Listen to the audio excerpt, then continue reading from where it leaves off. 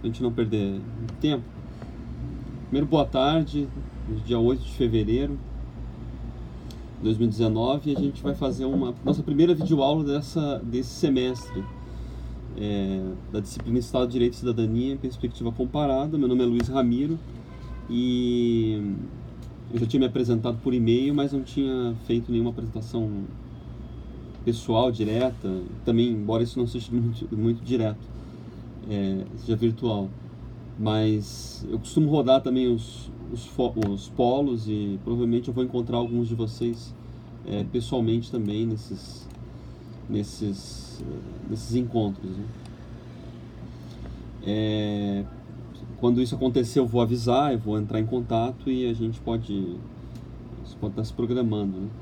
Em geral é apresentada uma conferência, uma aula, alguma coisa assim, e eu costumo estar presente nessas visitas docentes, né? E às vezes quando me convidam também para algum seminário, algo do tipo. Bom, o que eu ia fazer com vocês agora, hoje, é apenas uma apresentação, né, da disciplina, rápida. A gente já perdeu algum tempo aqui, mas eu vou tentar ser bem sintético. Primeiro o que significa essa disciplina Estado, Direito e Cidadania? É um composto de temas como sociologia, ciência política, introdução ao direito. Então ela é digamos assim, uma disciplina propedêutica para entender os outros fenômenos desse campo chamado segurança pública. Então a gente começou observando ali bastante temas como o exercício da autoridade, a constituição do Estado, e eu sempre procuro trazer algum tema, envolver esses temas clássicos com assuntos do cotidiano. Então a gente começou a observar ali a questão do Rio de Janeiro. Embora pareça uma apelação assim política, ou esclarecendo melhor, algo assim partidário, algo desse tipo, no fundo é uma análise bastante científica de um drama que nós vivemos, que na verdade o interesse do estudo da política, desses fenômenos, é para solucionar os problemas reais das pessoas. Até porque a segurança pública clama por isso, são pessoas que estão na ponta, são um dos braços mais visíveis e claros e evidentes do Estado, né? Assim como quem trabalha num hospital e em escolas. Então, a gente tem que estar preocupado cotidianamente com a solução das coisas. Então, a teoria ela só serve se ela vai ajudar nesse sentido. Se não, claro que ela pode servir como um exercício também de raciocínio, como uma lógica filosófica, isso é sempre importante, né? Mas a gente está aqui para algo prático, contextual. Então, como eu estava dizendo, o método de abordagem, né, das disciplinas, dessa disciplina, é esse. Aulas, às vezes alguns encontros como esse, virtuais, fóruns onde a gente acaba discutindo alguns temas,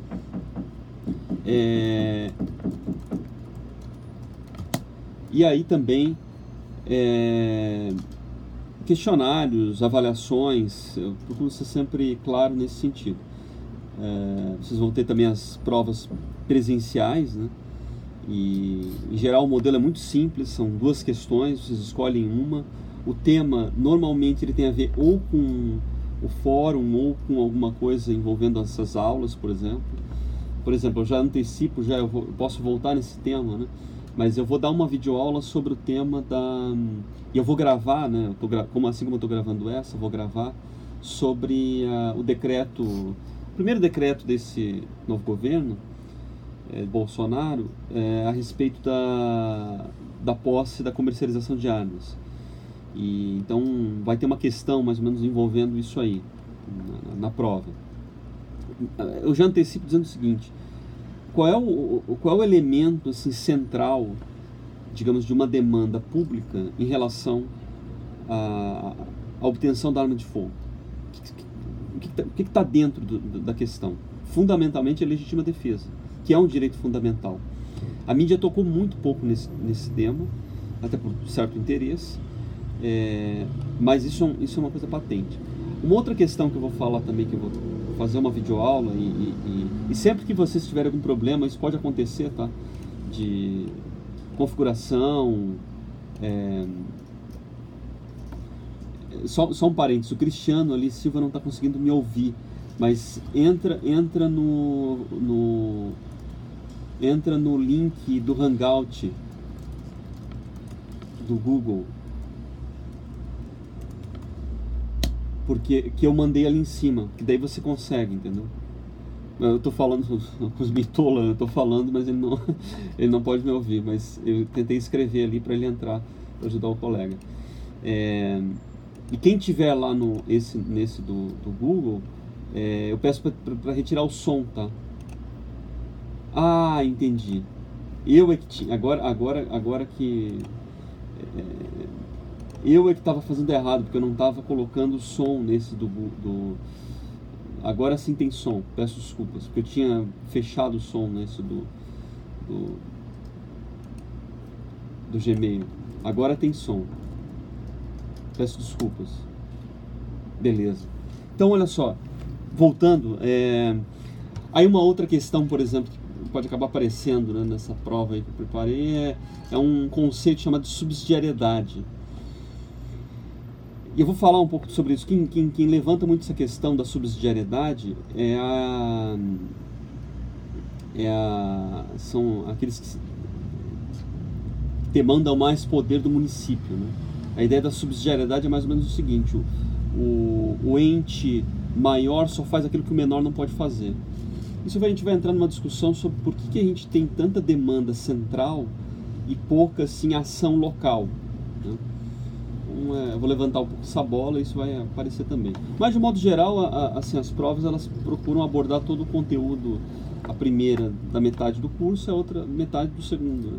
Mas até para contribuir aí, para ajudar, a gente dá uma orientação mais focada naquilo que vai realmente aparecer. Mas enfim, são detalhes e a gente vai discutir também outras vezes. Eu vou tentar também,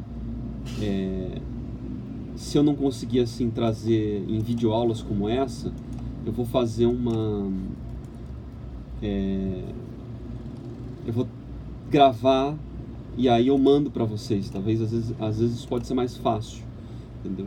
Então pode facilitar e agilizar a coisa.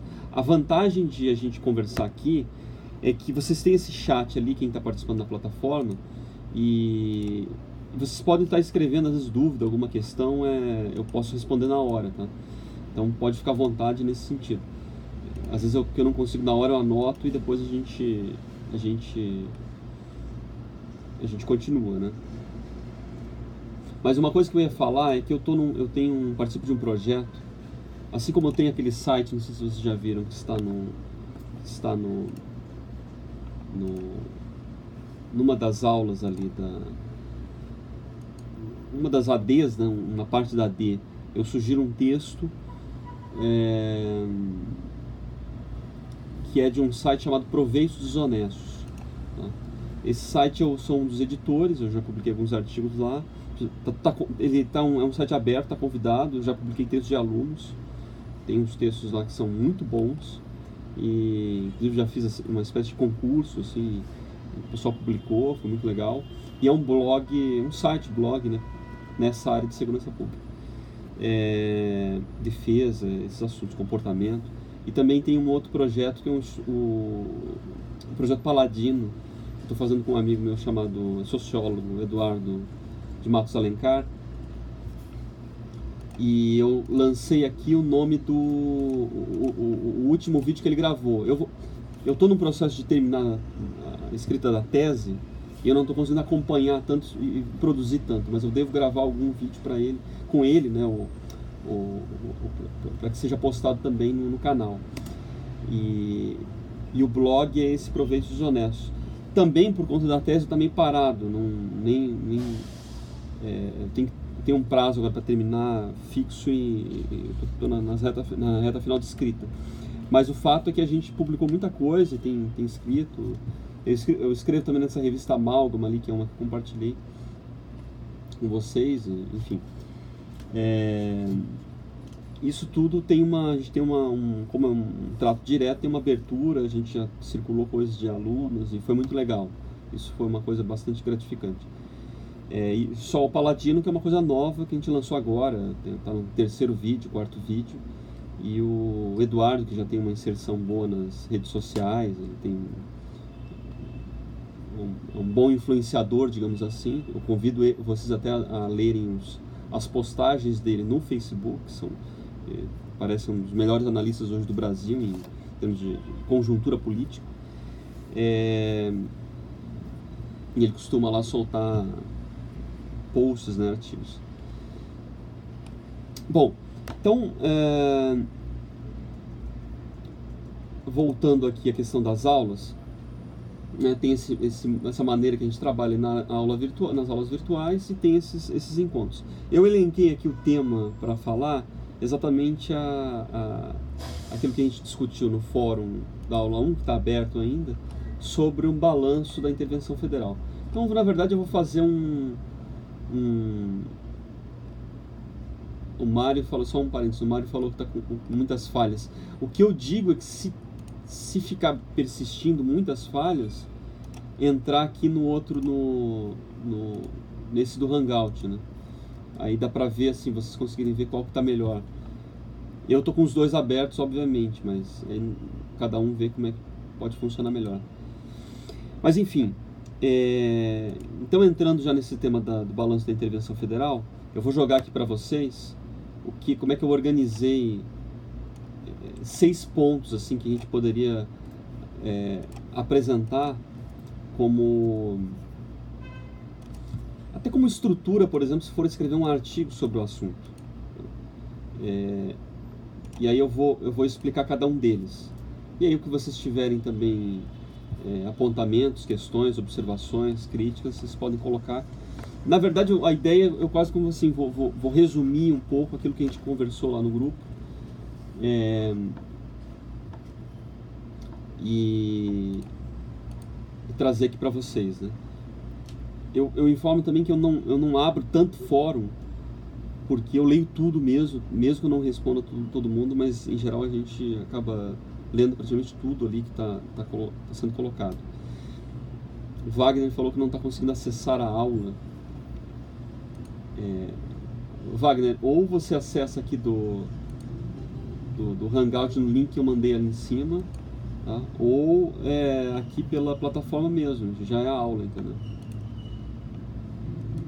Bom, então a primeira questão colocada ali, o que é algo que eu tentei responder em algumas postagens ali no Facebook, na plataforma, o que é o Estado do Rio de Janeiro? É curioso que eu particularmente eu não sou daqui, eu não fui educado aqui, mas eu não sei como é que eu ensino, por exemplo, história do Rio de Janeiro. Mas eu acho impressionante como muitas pessoas não conhecem o fato de que o Estado do Rio de Janeiro é um Estado Frankenstein. Ele é inventado, acanetada, em 1974, em que ele se promove a fusão da Guanabara com o antigo Estado do Rio de Janeiro. Eu particularmente moro em Niterói. Niterói era a capital do antigo Estado do Rio de Janeiro. Por que houve essa fusão? Bom, a Guanabara ela foi fundada a partir da destituição do caráter de capital federal, né, de Distrito Federal do Rio de Janeiro. E aí montou esse estado sui generis, que era uma cidade-estado, bem dizer, né, que é uma cidade só formando um estado. Isso não era um problema, tanto que enquanto ainda existia a Guanabara, o Rio de Janeiro não tinha entrado numa crise tão avassaladora, embora os problemas começavam, porque o grande motivo da existência de circulação econômica, serviços, era tudo em torno da capital. Basicamente, assim, para a gente entender o fenômeno da crise do Rio de Janeiro, é muito simples. Você chegar para um brasiliense hoje e dizer o seguinte: imagine que a gente vai inventar uma capital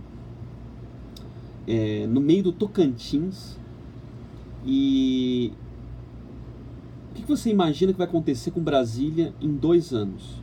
A resposta que eu dou é o seguinte: Brasília vai virar um favelão, igual a gente pode falar como parte da Zona Norte do Rio de Janeiro se tornou. Esse é o fato. Porque é o caráter da vocação e da índole da cidade. A vocação do Rio de Janeiro é ser capital. É igual eu digo o seguinte, o Rio de Janeiro nunca vai ser São Paulo, para bem ou para mal. Porque é outro foco, é outra direção, é outro propósito. O Rio de Janeiro é comparável, sei lá, a Berlim, a São Petersburgo. Cidades que têm um caráter de burocracia mesmo. Isso é o lugar da gestão pública.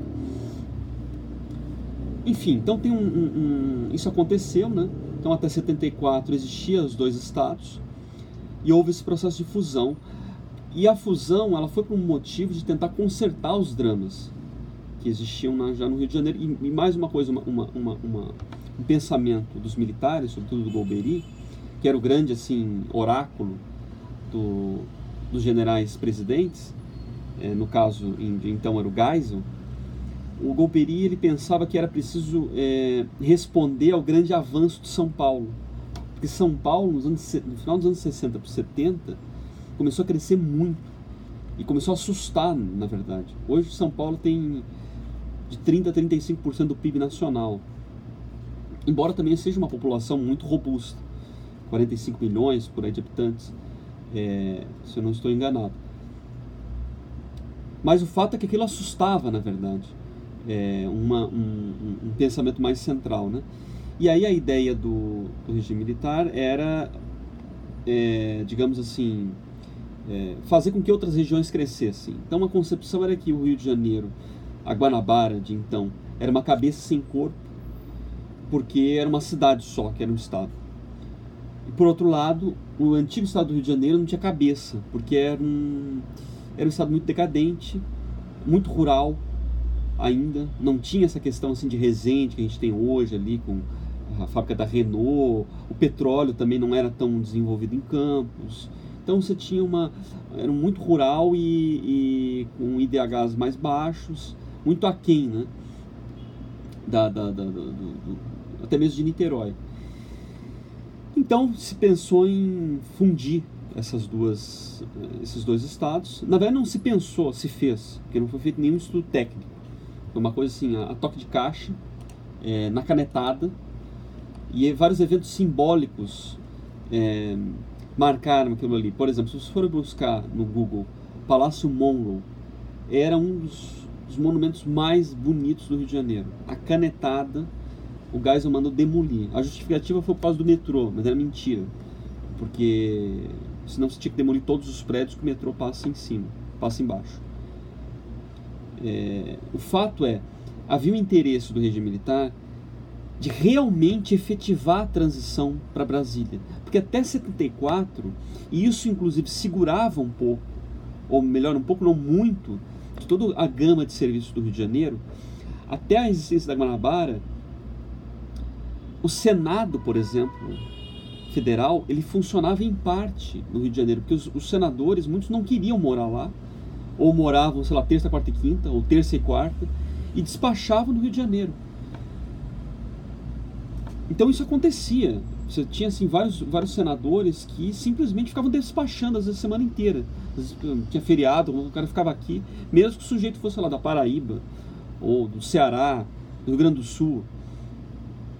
Permanecia. Então o Rio de Janeiro ainda tinha uma gama de serviços, os bancos não tinham fugido, tinha mais repartições públicas ainda, enfim, essa oxigenação não tinha sido tão perdida como ficou depois. Mas os militares fazem um exercício de aprofundar.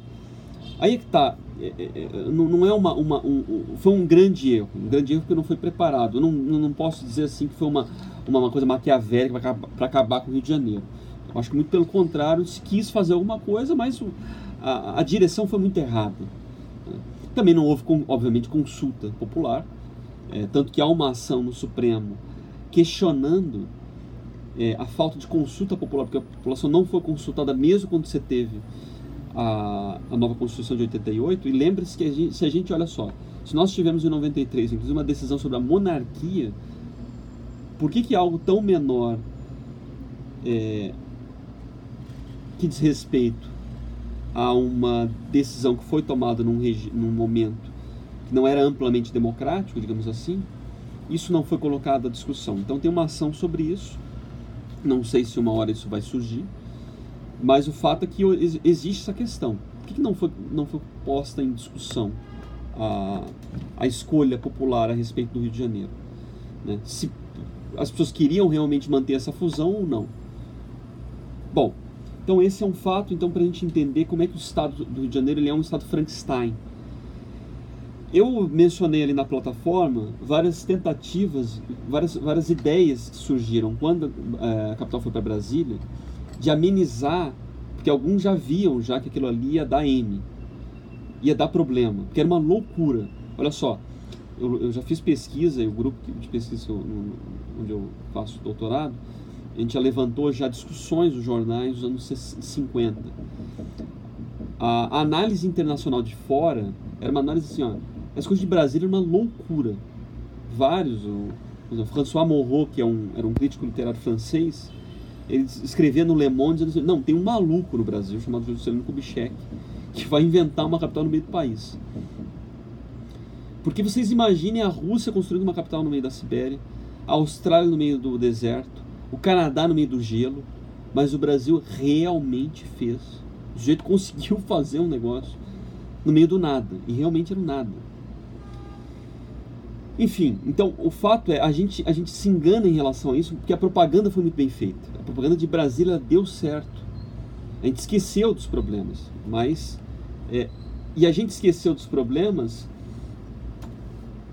porque justamente o mote de apagar o Rio de Janeiro era muito forte, né? Isso que aconteceu, e aí é que tá. Como o Rio de Janeiro não consegue se defender, porque é um estado sem patriotismo localista, o patriotismo aqui ele é nacional, porque a cidade é moldada para isso, não há mecanismos de defesa, por incrível que pareça.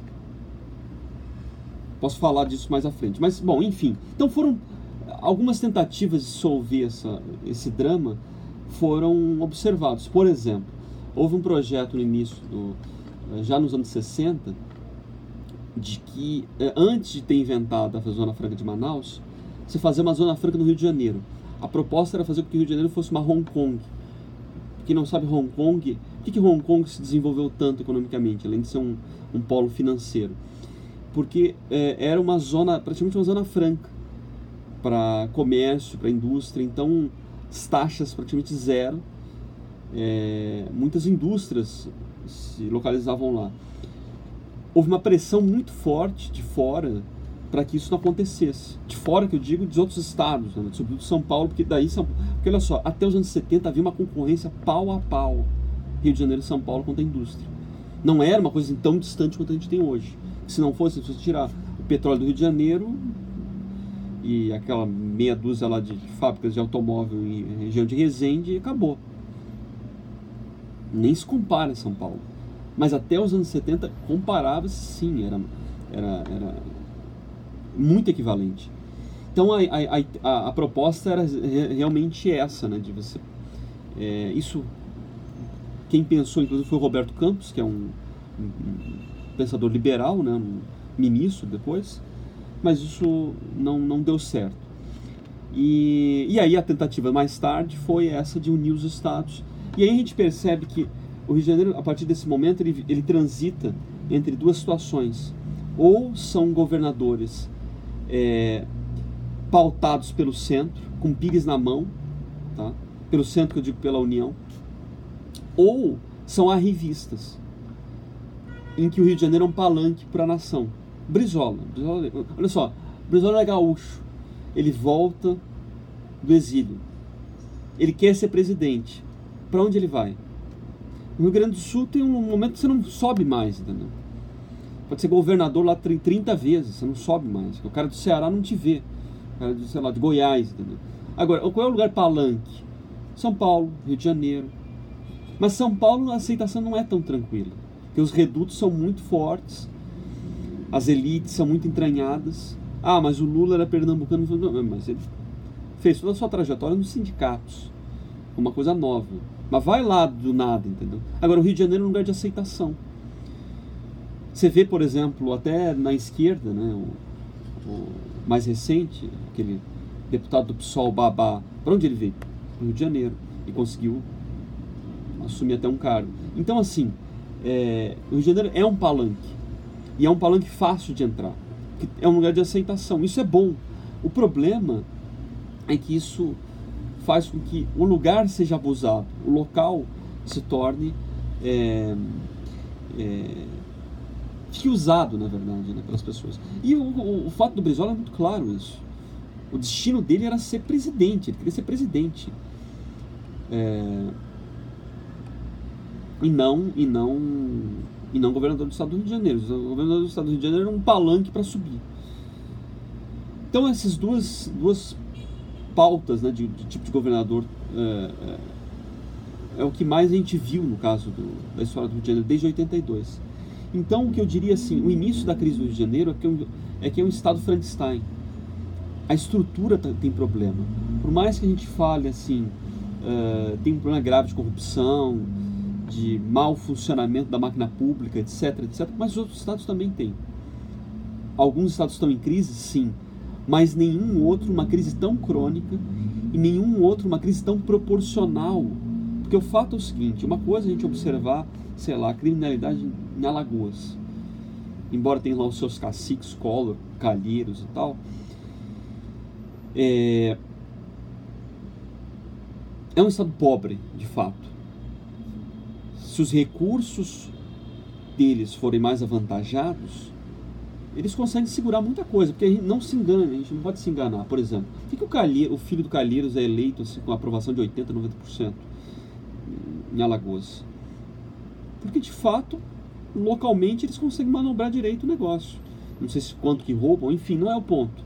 O ponto há uma execução positiva ali para eles, e eles tentam, né, arranjar da melhor maneira possível a sua estrutura. Já o caso do Rio de Janeiro é um caso crônico que a estrutura vicia os atores políticos. É difícil, sim, você foi pensando, você olha a Alerj, parece que não tem um que se salve. É uma coisa crônica, muito crônica. E aí a gente entra também naquele tema do... né, voltando à proporção. Então a proporção ela acontece porque o Rio de Janeiro não é um estado como outro qualquer e não é um estado tão pobre. Ao contrário, é o segundo estado mais rico. Entendeu? Esse é o ponto. Mas ele vive com condições como se fosse o mais pobre estado nordestino. A Bahia, por exemplo, tem índices de violência piores, né, que o Rio de Janeiro. Mas não tem a estrutura, o aparato financeiro, inclusive. Eu estou dizendo isso tudo em termos proporcionais, relativo à população, que o Rio de Janeiro tem. Então não faz sentido a decalagem tão grande no estado do Rio de Janeiro. Esse é o ponto. É claro que a segurança pública é o lugar que mais aperta, além dos outros temas como emprego, infraestrutura, etc. Por exemplo, é visível, e não só visível, né, em termos assim, visuais, mas em termos numéricos, quando você observa o fenômeno da favelização do Rio de Janeiro. Os índices de IDH, escolaridade, tempo de deslocamento, trabalho-casa ou escola-casa, na região metropolitana do Rio de Janeiro, eles são piores do que Belo Horizonte e São Paulo, que são as metrópoles do eixo sudeste mais comparáveis. Assim. Praticamente todos esses índices, a região metropolitana do Rio de Janeiro perde. Mesmo o índice de favelização aqui ele é maior, tá? Do que essas outras regiões. E quando eu falei ali de empregos, por exemplo, um dado é que no ano passado, pra vocês terem uma ideia, o saldo positivo de empregos no Rio de Janeiro foi de 700 pessoas. Não estou brincando, 700. Eu trouxe até o dado na plataforma. São Paulo, para vocês terem uma ideia, foi 50 mil.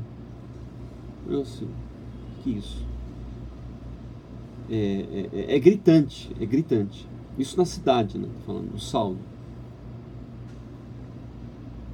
Então, mas assim, voltando, por que a segurança pública é o negócio que mais aperta?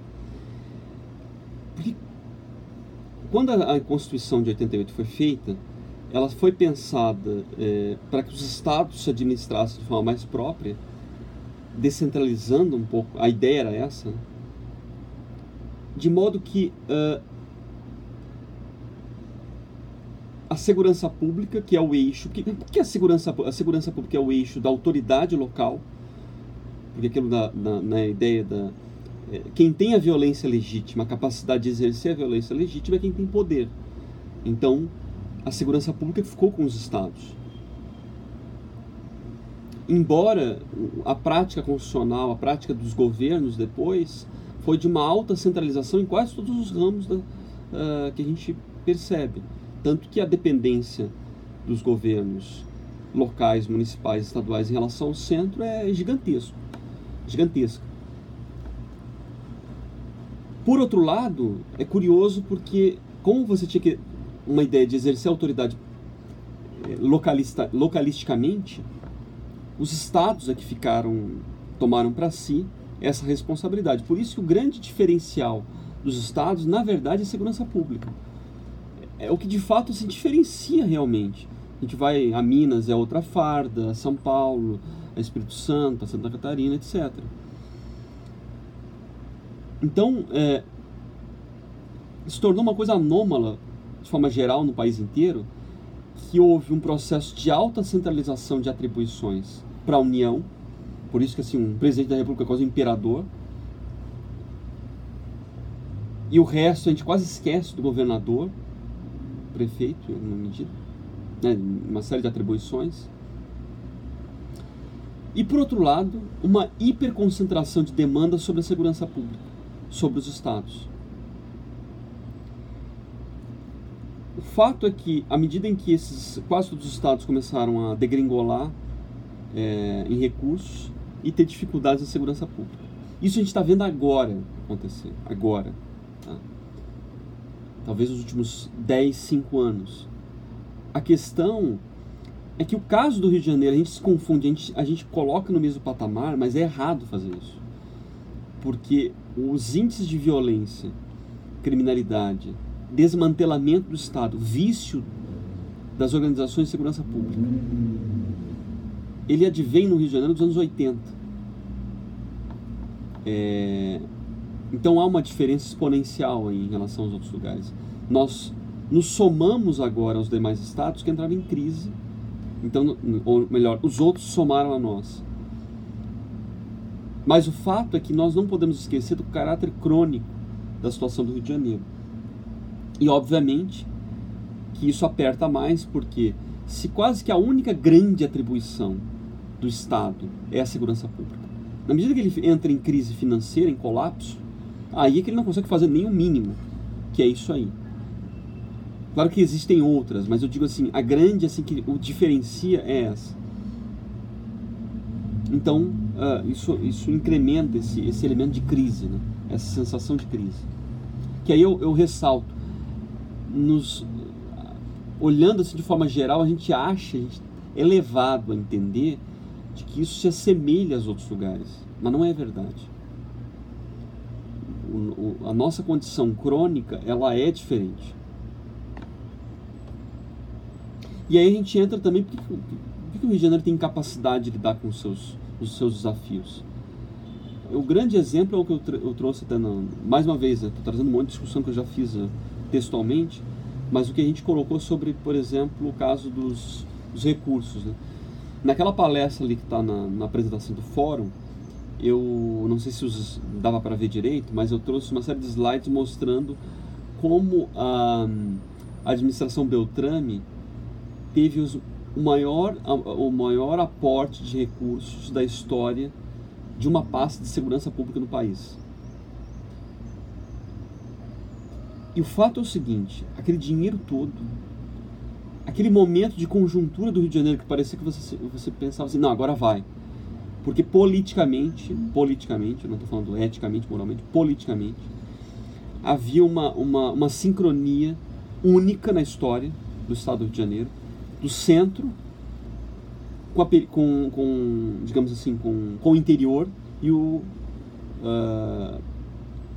a capital. Cabral, Pisciani e Lula. Era um momento, Lula-Dilma, né?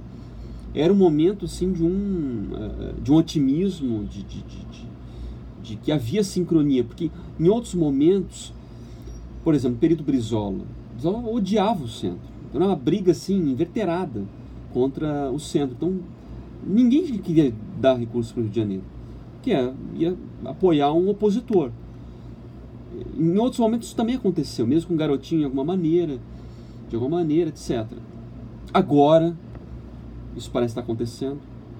O Witzel brigou com o Bolsonaro, brigou com os militares, acabou com a Secretaria de Segurança Pública, quebrou as pernas de uma possível continuidade de uma política pública. Enfim, não sei. Pode ser que adote uma postura muito aliada ao Garotinho, a turma do Garotinho. Enfim, vamos ver o que isso vai dar. É estranho. Então, essas duas, aquele momento lá do Cabral, parecia que a coisa ia dar certo. Aí era uma roubalheira só. Mas o fato é que, como é que uma situação conjuntural de tantos recursos, de tanto otimismo, de tanta implementação de políticas públicas, tanto dinheiro, e até de alguma maneira, pessoas capacitadas, aquilo ali não deixou em legados que podem daqui a pouco virar pó, assim, pela falta de manutenção. Todo mundo que trabalha dentro das polícias sabe muito melhor do que eu o que eu estou dizendo. Então, vem muito dinheiro em alguns momentos, vem muitos recursos, isso é muito caro, isso custa, isso cria dívidas, parece que a coisa vai, e aí daqui a pouco desmantela tudo. Ou seja, não tem constância, não tem permanência, não tem sensação de estabilidade. Então essa politização da segurança pública é o que gera um drama comum, um drama reiterado no Rio de Janeiro. Embora, é claro que isso existe em outros lugares, nas transições de governo, mas é que tá. Como há um distanciamento entre classe política e classe social no Rio de Janeiro,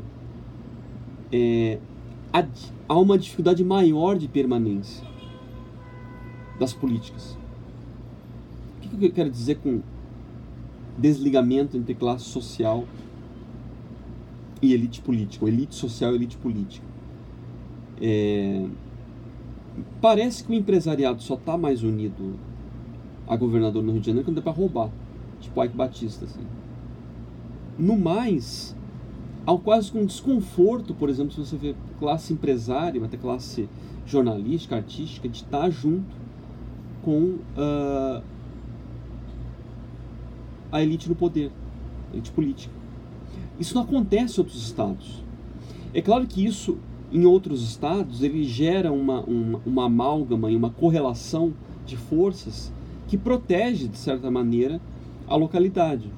O caso clássico disso aí são os royalties do petróleo. Eu tenho certeza, não só certeza, mas uma certeza de um achismo, mas de constatação, de análise, por exemplo, de comportamento de bancadas parlamentares, que se os royalties, a questão da defesa dos royalties fosse em qualquer outro estado, não teria sido perdido, como foi naquela votação. O Rio de Janeiro perdeu e os royalties foi dividido nacionalmente.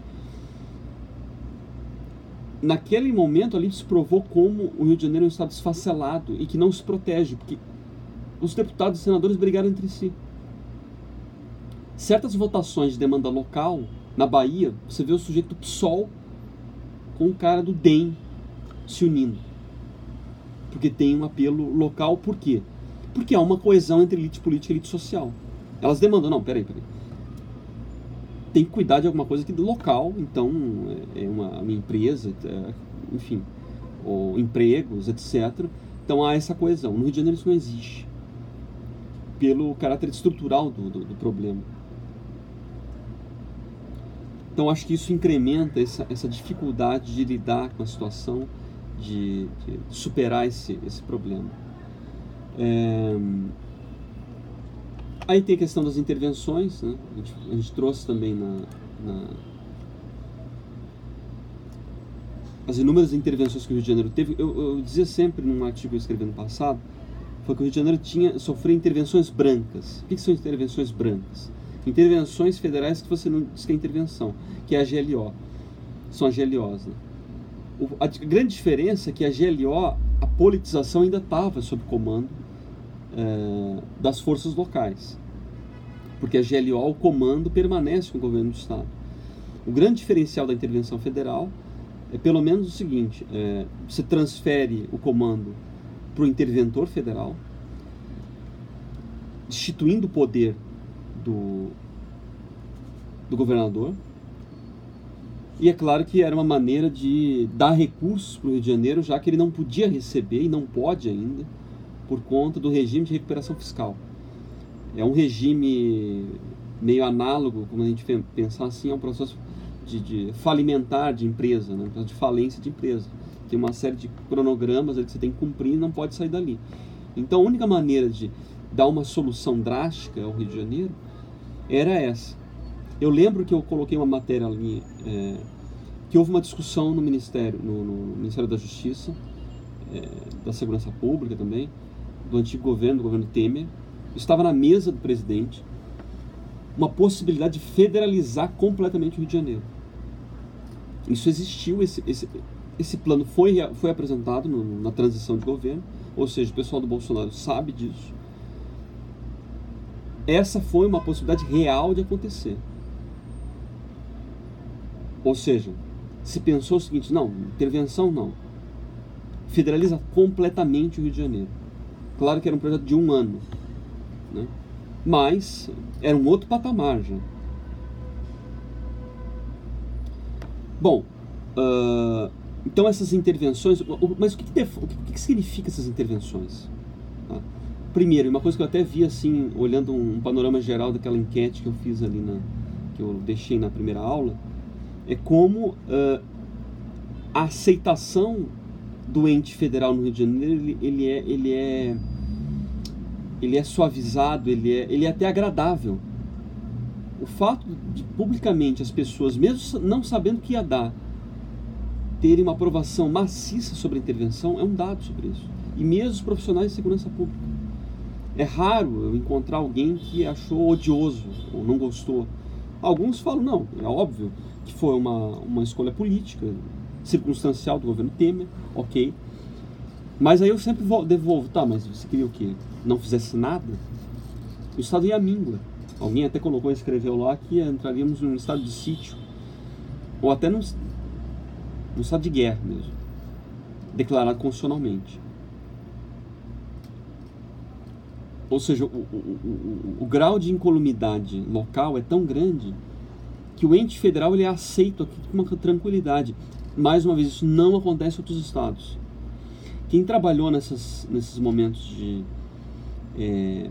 recepção de autoridades estrangeiras, Copa do Mundo, Olimpíada, percebe que as forças de segurança dos outros estados, eu digo assim, Bahia, São Paulo sobretudo, Minas, eles têm um orgulho, eles fazem questão de eles fazerem a proteção e evitarem, ou não diria não permitir, mas não deixarem com que os agentes federais atuem. Ou seja, isso é só em última questão.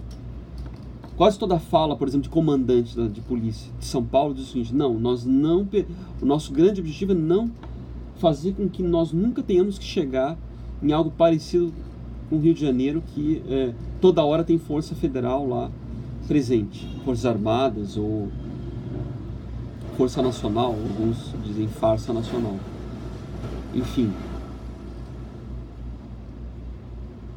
Então, é curioso isso, é curioso essa característica local. Né? E aí, já fazendo um balanço da intervenção federal, me parece que, e eu acho que isso também ficou meio bem colocado nas discussões, que a dificuldade de legado, exatamente isso já era previsto pelos próprios interventores, era o desmantelamento da estrutura que tinha sido montada. E toda a estrutura com base na CSEG, na Secretaria de Segurança Pública. Isso sim, eu lembro que numa conferência que o próprio Richard Nunes, o ex-secretário de Segurança Pública, deu há 3 semanas antes de acabar a intervenção, num balanço que ele deu num evento na Praia Vermelha, ele falou exatamente isso. O desmantelamento da SESEC, que o Witzel tinha prometido, significava quebrar, na verdade, o projeto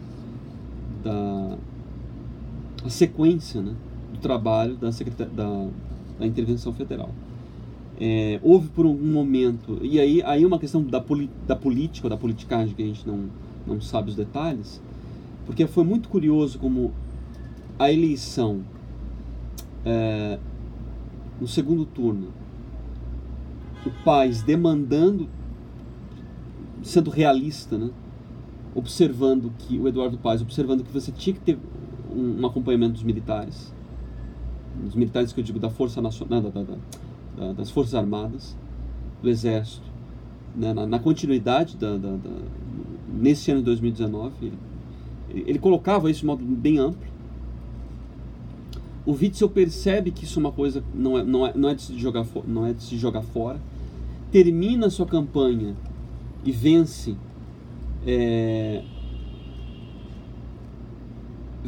acaba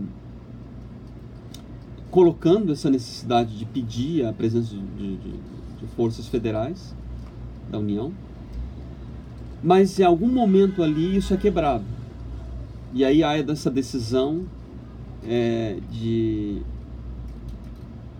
esse praticamente descolamento, né? E aí também essa suposta briga aí com os Bolsonaro, enfim. O fato é que boa parte do legado da intervenção ele pode ser jogado no ralo, tá? Fora aquilo que foi comprado, etc.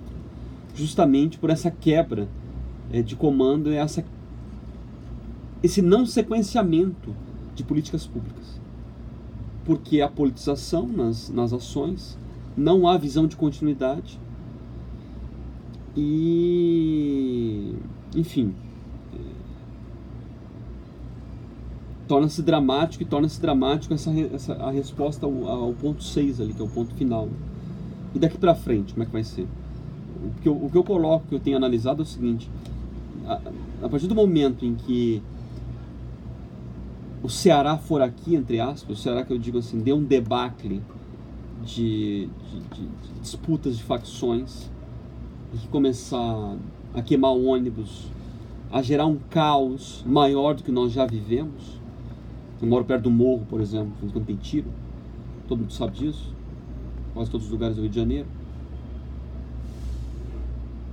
A partir do momento que se tornar mais crônico, isso não é difícil acontecer, todo ano acontece, porque quase todo ano tem GLO aqui. Eu trouxe um dado que, segundo o Ministério da Defesa, a cada 3 dias, nos últimos 10 anos, nós tivemos GLO, né, uma espécie de intervenção branca, ou seja, a cada 3 dias você tinha uma necessidade de um socorro. O Rio de Janeiro não dava conta. Então isso não é difícil acontecer, e aí a gente não sabe. O dinheiro do governo do estado vai acabar, o estado está em crise, a perspectiva de recurso do petróleo vai demorar a surgir, tá? A alta ainda vai ter que ser muito grande, e preocupa o sentido assim de indisposição com o centro, num estado tão dependente. E aí eu retorno ao tema da questão estrutural, do problema estrutural do Rio de Janeiro. Enfim, talvez eu tenha repetido de propósito, né, muitas ideias já colocadas em texto no fórum, repetido muitas coisas daquela palestra lá que está gravada, que foi na Escola Superior de Guerra, que está no YouTube e ali no fórum, e algumas, obviamente, vocês talvez saibam muito melhor do que eu em várias questões do que eu falei, mas o ponto é enfatizar algo que eu acho que eu comecei falando, né? Esse caráter histórico do problema, que ele não é circunstancial, né? Tem um negócio crônico aqui que a gente às vezes perde de vista, e nós tendemos a comparar de forma equânime com os outros lugares, quando há uma situação sui generis. Embora exista também situações, casos especiais em uma série de outras partes do país. Por exemplo, eu escrevi um artigo recentemente sobre o caso dos territórios. Por que a Constituição brasileira ainda alberga, protege a possibilidade de existência de territórios federais? Porque olha só, convenhamos, né? Você sabe que o estado do Amapá foi feito só para dar um governo ao Sarney, um senado ao Sarney. Era um território. O Amapá pega 2 bairros do Rio de Janeiro, acabou. É aquilo. Roraima. Mas eu nem levantei essa bola, nem problematizei isso. Enfim, deixei de lado. Alfinetei o caso das regiões fronteiriças em que os estados não dão conta de proteger. Uma fronteira assim muito crítica, muito crítica. Fronteira Ponta Porã, né, com Paraguai, aquela meiuca ali, mais em cima de Bolívia, que é do Mato Grosso. O Mato Grosso não consegue ter proteção suficiente sobre aquela fronteira ali. Embora você tenha lá a Polícia Federal, Forças Armadas, fronteira, mas o fato é que há um espraiamento de crime e violência para dentro do Estado, que aí já não tem mais as Forças Armadas, também não tem os Estados, aí são as polícias locais. Eles não dão conta, honestamente eles não dão conta. Então, entra um elemento aí geral de reformular o sistema federativo brasileiro inteiro. E aí você põe no pacote o negócio do Rio de Janeiro, que também é um sistema estranho, porque não é um estado como outro qualquer. Até porque é um estado em que a União é dona de quase tudo. Nenhum outro, eu digo assim, aí não é o estado, na verdade. Retiro um parte do que eu disse. A cidade, né? A cidade do Rio de Janeiro, que é o grosso do estado, em termos demográficos, a União eu perdi agora o montante, mas me parece que nem Brasília, eu tenho isso, um dado de um artigo que eu levantei, que a gente levantou, talvez só Brasília, em que o espaço, o território, as áreas sejam mais da União do que do governo do estado e do município. Um negócio até irônico é que até o Palácio Guanabara é da União. Até a sede do governo do estado é da União. É quase jocoso isso. Então, um dos elementos assim, para despertar, né, esse caráter assim, o Rio de Janeiro é um problema que tem que ser resolvido de forma ampla, é o seguinte: não vale a pena para os cariocas, para os fluminenses, manter essa estrutura, porque ela é deletéria, tanto para o antigo estado do Rio de Janeiro, porque também o antigo estado do Rio de Janeiro fica escondido e ele é contaminado pelos problemas da capital.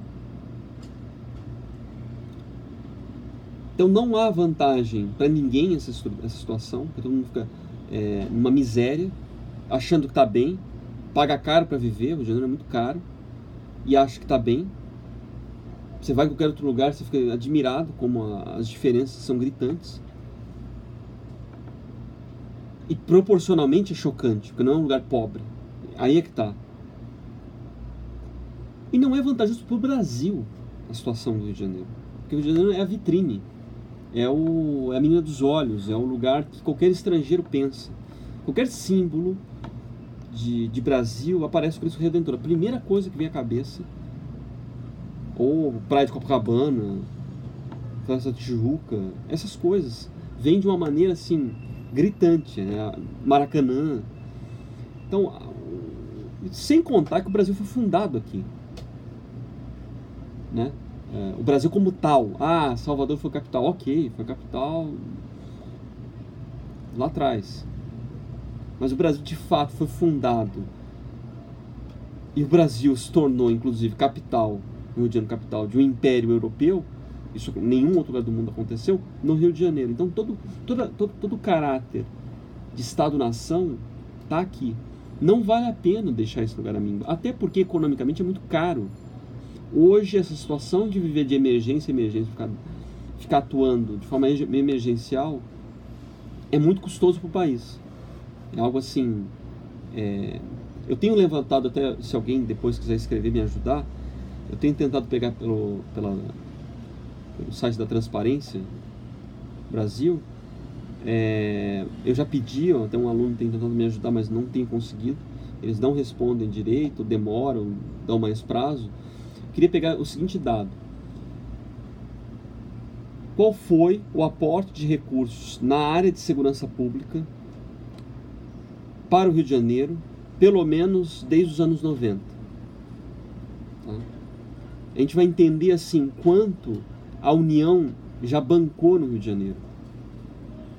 Agora, não significa assim, aí é que tá, não significa que então é um ônus para a União e porque o Rio de Janeiro não tem condições. Não, ao contrário. O Rio de Janeiro tem muito dinheiro. É o maior estado petrolífero do país. Já foi um grande manancial industrial e pode voltar a ser. Um polo de bancos públicos, de empresas públicas importantes.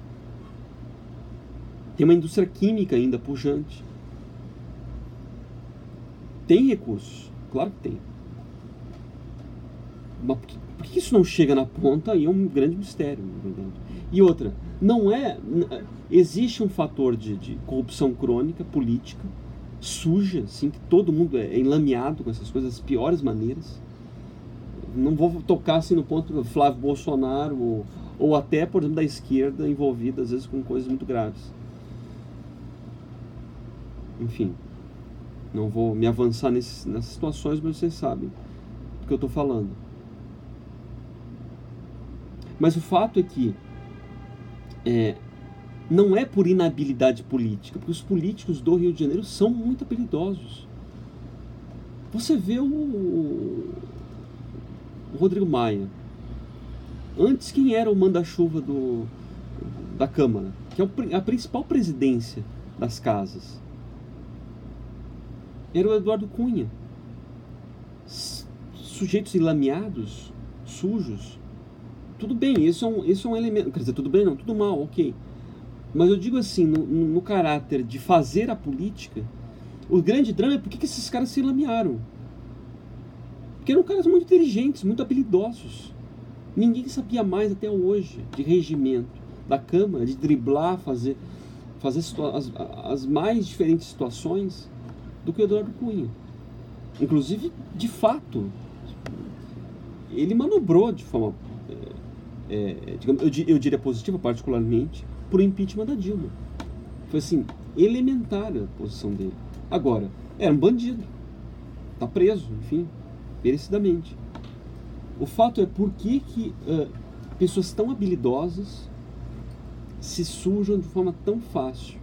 Nos outros lugares também tem o Aécio, não sei o quê. Ok.